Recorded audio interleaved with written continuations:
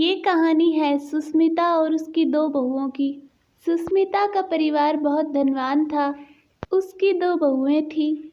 एक का नाम पूर्णिमा था, जिसका अचार का कारोबार था, और दूसरी का नाम शिवांगी था, जो पूरे दिन अपनी माँ के साथ मिलकर नए नए कारनामे करती रहती थी। दरअसल शिवांगी की माँ गरीब थी और वो शिवांगी के घर के पास ही एक मकान में रहती थी। एक दिन, माँ जी, आज मुझे अचार का बहुत बड़ा ऑर्डर मिला है और वो मुझे आज ही पूरा करना है। अरे वाह बेटा, तुम तो बहुत तरक्की कर रही हो। मैं बहुत खुश हूँ। सुष्मिता शिवांगी से, शिवांगी, आज पूर्णिमा को बहुत बड़ा ऑर्डर मिला है, इसलिए तुम्हें उसकी मदद करवानी है। ठीक है माँ जी, मैं पूर्णिमा की मदद कर दूंगी। पूर्णिमा सारा अचार बना लेती है और शिवांगी भी उसकी मदद करवाती है। शिवांगी अपनी माँ से, मम्मी, आज उस गवार को अचार का बहुत बड़ा ऑर्डर मिला है। ये सुन के शीतल के मन में लालच आ जाता है। बेटा, ये अचार बनाने में तूने भी पूर्णिमा की मदद की है, तो उसके मुनाफे में से थोड़ा हिस्सा तेरा भी होना चाहिए। हाँ मम्मी, होना तो चाहिए, पर वो मेरी सास मुझे कुछ नहीं लेने देगी। अरे बेटा, हम थोड़ा सा अचार चुरा लेंगे। देख, तू रसोई में जाना और बरनी में थोड़ा सा अचार भर लेना और अपने कमरे की खिड़की से लटका देना। मैं नीचे आऊँगी और अचार ले लूँगी, फिर उस अचार को बेच के हम पैसे कमाएंगे। मम्मी, अगर किसी को पता चल गया तो?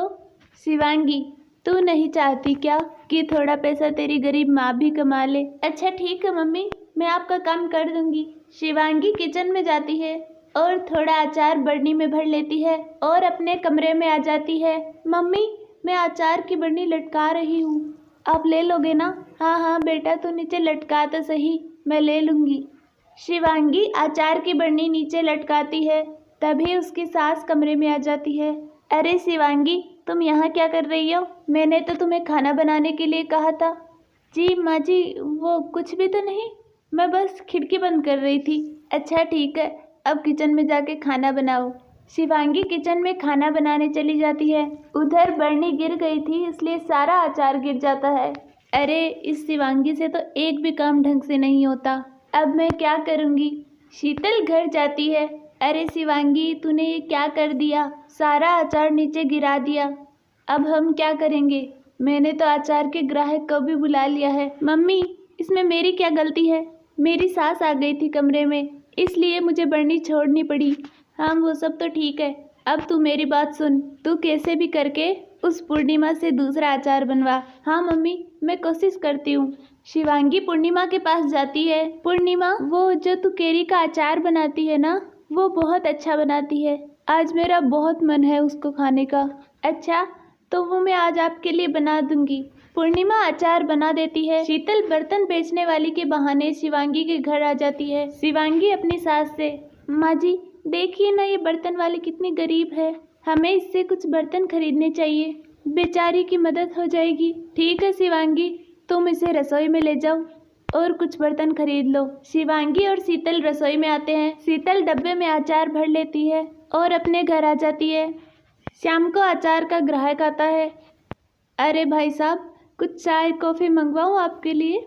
नहीं नहीं बहन जी, मुझे तो अचार ही दिखा दीजिए। शीतल अचार देती है। ग्राहक अचार को चखता है।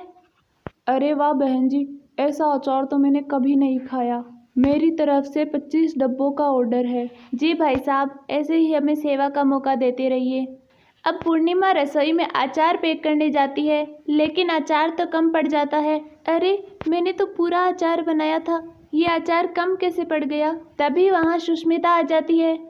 माँ जी, देखिए ना, मैंने तो पूरा अचार बनाया था, लेकिन अचार कम पड़ गया। बहू, लगता है हमसे ही कोई गलती हो गई है।